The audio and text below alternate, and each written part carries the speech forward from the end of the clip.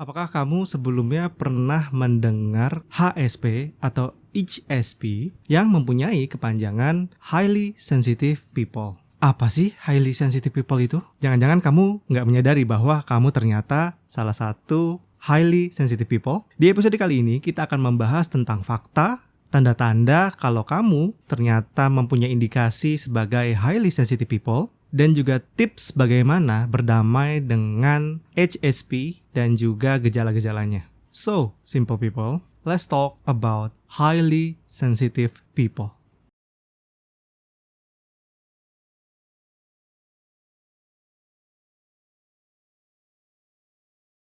Kita mulai dengan beberapa fakta orang-orang highly sensitive people.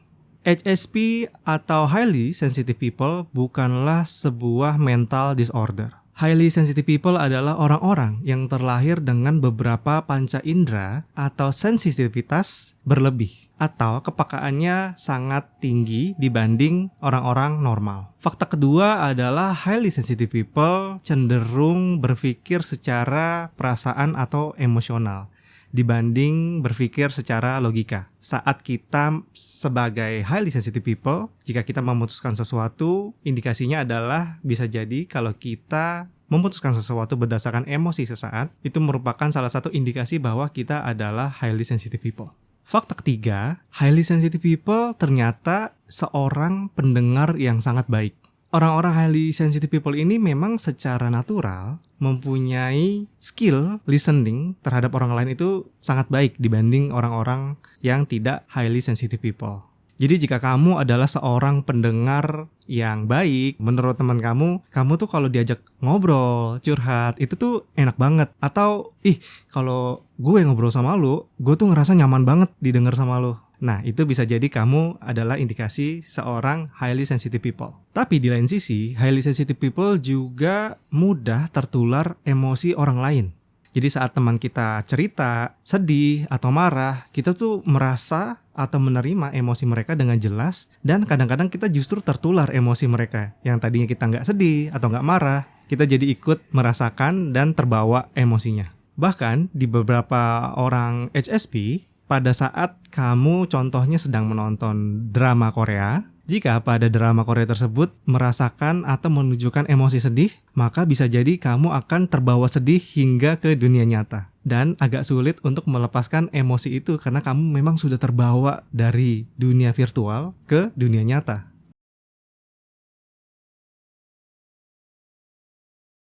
Sekarang kita akan bahas tanda-tanda seorang highly sensitive person. Yang pertama adalah kalau kita highly sensitive person, kita merasa sangat tidak nyaman jika dilihat banyak orang. Misalnya pada saat presentasi atau harus berbicara di depan umum. Apalagi kalau kita dituntut untuk melakukan sesuatu yang belum pernah kita lakukan sama sekali. Seorang HSP bisa sangat anxiety atau sangat cemas. Dan rasa cemasnya tuh berlebihan dibanding orang-orang lainnya. Indikasi kedua, jika terjadi konflik, maka energi akan terasa sangat menguras tenaga atau badan. Jadi kalau ada insiden atau kejadian, masalah di sekitar orang HSP akan sangat mudah merasa lelah. Karena memang dia merasakan terstimulasi secara berlebihan. Padahal orang lain mungkin nggak akan merasa hal yang sama atau merasa energinya terkuras. Yang ketiga adalah seorang HSP biasanya secara natural itu mempunyai sifat perfeksionis. Karena dia ingin sesuatu hal itu semuanya berjalan dengan sempurna. Dari sisi pekerjaan, proses, hingga apapun karya yang dia keluarkan itu harus sempurna menurut dia.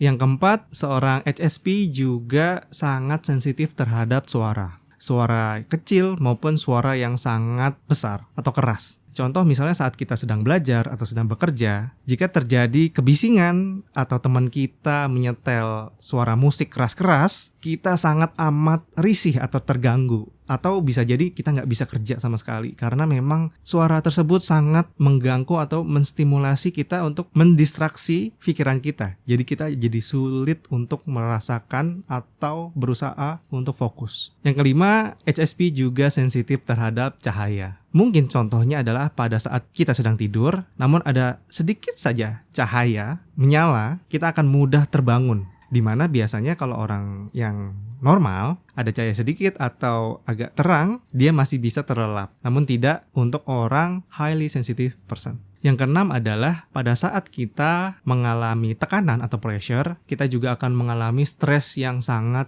heavy atau sangat berlebihan. Bisa-bisa kita nggak bisa ngapa-ngapain. Kita merasa selalu kepikiran dengan pressure tersebut. Pressure kerjaan, pressure tugas, pressure apapun itu yang kita ngerasa tugas kita ini berat sekali. Namun ini menjadi bottleneck atau blocker untuk kita melakukan atau menyelesaikan apapun itu. Yang ketujuh adalah jika terjadi banyak aktivitas secara bersamaan di sekitar seorang HSP, maka dia akan merasa tidak bisa fokus. Atau dalam arti bahasa Inggrisnya, dia merasa overwhelmed. Padahal dia tidak terlibat sama sekali di aktivitas yang ada di sekitarnya, namun dia merasa bahwa sumpek atau energinya seperti teruras, padahal dia nggak melakukan apapun pada saat itu. Tidak terlibat ataupun tidak ada di dalam aktivitas-aktivitas yang berjalan secara bersamaan di sekitarnya. Yang kedelapan adalah seorang HSP pasti menghindari konflik atau bahasa Indonesianya sangat-sangat merasa tidak enakan kepada orang lain.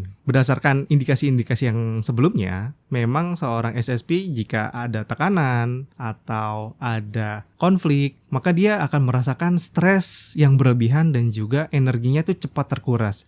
That's why dia sebisa mungkin menghindari konflik yang mungkin terjadi dengan orang lain. Dan tendensinya adalah dia akan menjadi yes man atau mengiyakan segala sesuatu apa perkataan orang lain demi menghindari konflik tersebut. Sebelumnya aku harus disclaimer bahwa ini bukan merupakan self-diagnose yang baik. Jika kamu merasa kamu seorang HSP namun kamu membutuhkan track record yang formal, maka disarankan kamu berkonsultasi dengan tenaga ahli. So, ini hanya sebagai indikasi apakah kamu merasakan hal yang sudah dijelaskan tadi. Jika kamu merasa kamu ingin menginvestigasi atau mencek lebih lanjut, silakan berkonsultasi kepada tenaga ahli atau tenaga medis.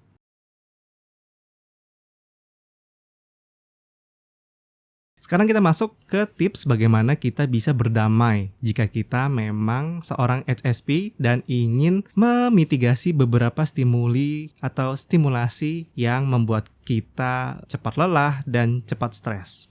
Yuk kita mulai. Yang pertama adalah pastikan kamu memiliki tidur yang cukup. Kenapa harus tidur cukup ya? Simple people harus ingat bahwa HSP itu sangat mudah atau sangat sensitif. Jadi kalau kita kekurangan sedikit saja jam tidur kita, maka kita akan merasa tidak fresh. Dan itu akan menjadi efek domino, kita akan cepat stres, cepat lelah, dan tidak bisa menjalani hari secara produktif. Dan juga tidur merupakan salah satu yang dianjurkan jika kita merasa bahwa emosi yang terbawa misalnya seperti marah, sedih itu berlebihan, namun kita tidak bisa menanggulanginya sendiri, memang dianjurkan untuk tidur agar kita bisa mereset emosi tersebut. Teman-teman aware kan kalau misalnya teman-teman capek banget, terus ngerasa emosi, sedih banget, atau marah banget. Jika teman-teman pergi tidur, maka setelah bangun tidur, emosi tersebut sudah ternetralisir.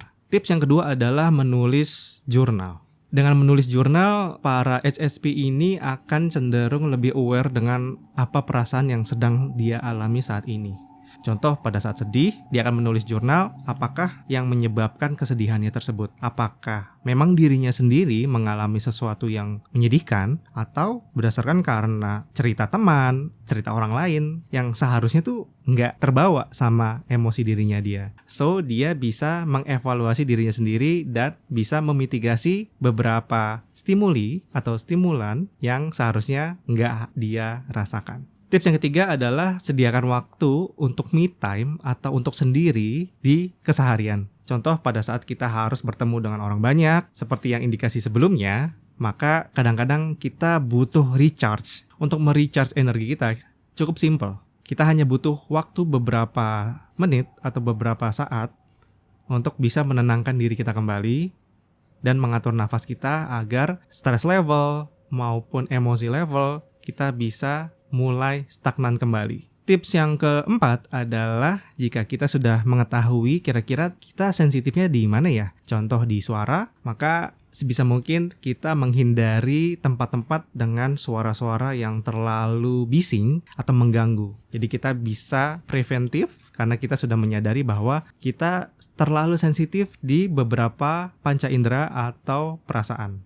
Tips yang keenam, kurangi screen time. Nggak hanya orang, sosial media pun kadang-kadang bisa men-trigger atau menstimulasi orang-orang HSP untuk merasakan sedih, iri, senang. Karena memang sesensitif itu. Dia bisa mengerti atau menerima apa sih emosi yang ingin disampaikan oleh video ataupun film. That's why coba dikurangi screen time kita untuk menghemat energi dan emosi pada saat kita menerima sesuatu informasi yang tidak kita inginkan. Tips yang keenam adalah olahraga. Olahraga tanpa kita sadari, simple people, adalah sebuah penghasil zat untuk kita merasakan rasa senang secara natural, tanpa harus tertrigger oleh sosial media maupun harus terjadi sesuatu. Olahraganya nggak usah terlalu berat, kalau memang teman-teman belum terbiasa untuk berolahraga. Cukup berjalan untuk mengurangi stres level yang memang teman-teman rasakan. Sehingga stres yang berupa energi berlebihan ataupun emosi yang berlebihan secara bentuk energi dia akan terkuras dengan teman-teman melakukan olahraga sesimpel jalan kaki. Tips yang ketujuh, cobalah teman-teman kuasai ritme pernafasan 4-4-3. Apa tuh 4-4-3? Wah, 4-4-3 formasi bola maksudnya? Bukan formasi bola ya, simple people. 4-4-3 adalah 4 detik mengambil nafas, 4 detik menahan nafas, 3 detik melepaskan nafas kita. Kita coba ya. Tarik nafas selama 4 detik. Tahan. Buang 3 detik. Ulangi lagi beberapa kali hingga teman-teman merasa lebih tenang, lebih calm, dan stress level teman-teman lebih rendah. Tips yang terakhir, tips ke-8. Kita masih ingat ya teman-teman, kalau di tips pertama, sebisa mungkin kita harus mencukupi jam tidur kita. Tapi bagaimana kalau untuk tidur aja kita sulit? Kita kepikiran, selalu terhanyut dengan emosi atau perasaan kita atau stres kita, jadi sulit untuk tidur. Nah, tips yang ke-8 ini adalah coba mandi dengan air hangat dan nikmati mandi tersebut sehingga teman-teman merasa rileks. Mandi dengan air hangat memang dikenal untuk merelaksasi otot-otot atau badan kita lebih mudah. Sehingga sehabis kita mandi dengan air hangat akan lebih mudah untuk terlelap atau untuk tidur. Cobain deh.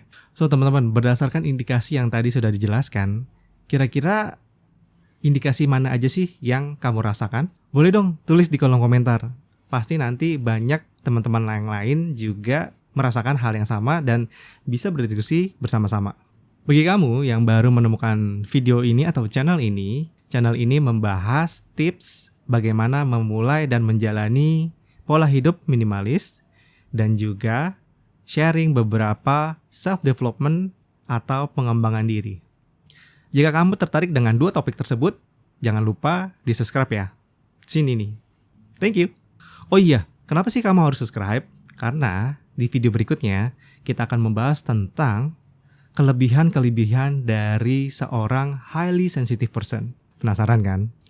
Terima kasih sudah nonton sampai habis. Jangan lupa di-like dan di-share ya videonya. Mudah-mudahan bermanfaat bagi circle kamu. Oh iya, video kali ini disponsori oleh Scarlett. Terima kasih Scarlett sudah mensponsori video ini. Beberapa minggu lalu, Scarlett memberikan sampel produk yang baru di-launching oleh Scarlett. Gue sudah cobain selama 2 minggu, so gue akan review satu persatu. Nah, aku terima produk dari Scarlett ada 4, yaitu Brightly Essence Toner, lalu Brightly Ever After Serum, lalu 2 krim untuk malam dan krim untuk siang. Cara pemakaiannya, kita cuci muka dulu. Setelah bersih dan kering, kita bisa menggunakan toner, yaitu Brightly Essence Toner. Ini bisa digunakan tanpa kapas loh, jadi langsung dipakai aja. Dia mengandung glutathione, jeju propolis extract, allantoin, dan grape water. Pas dipakai sih seger banget, dingin. Mempunyai manfaat untuk menyegarkan dan melembabkan kulit dari yang radang dan juga mampu mencerahkan kulit. Lalu abis itu kita bisa menggunakan serum, Brightly Ever After Serum. Cukup diteteskan 3 tetes aja ke muka, 2 di pipi dan 1 di jidat atau di kening. Lalu dioleskan. Serum ini mengandung lavender water, vitamin C, phytowatening, dan niacinamide. Gunanya untuk mencerahkan dan juga melembabkan wajah. Dan juga bisa menyamarkan bekas jerawat loh. Dan setelah itu bisa digunakan krimnya. Nah tergantung nih, kalau di siang hari kita menggunakan yang Brightly Ever After Day, tapi kalau untuk malam kita gunakan Brightly Ever After Night. Nah karena ini masih siang, aku menggunakan Brightly Ever After Day. Cukup oleskan aja secara merata karena dia mengandung rainbow algae, green caviar, rose hip oil, dan juga niacinamide. Dia berfungsi untuk mencerahkan dan juga mengencangkan pori-pori serta melindungi kulit kita dari UV. Jadi sudah mengandung UV protection jika kita keluar rumah pada siang hari. Nah, jika kamu tertarik dengan produk-produk Scarlett, boleh cek di deskripsi di bawah. So, terima kasih Scarlett sudah mensponsori video dan channel ini. Thank you and bye, simple people.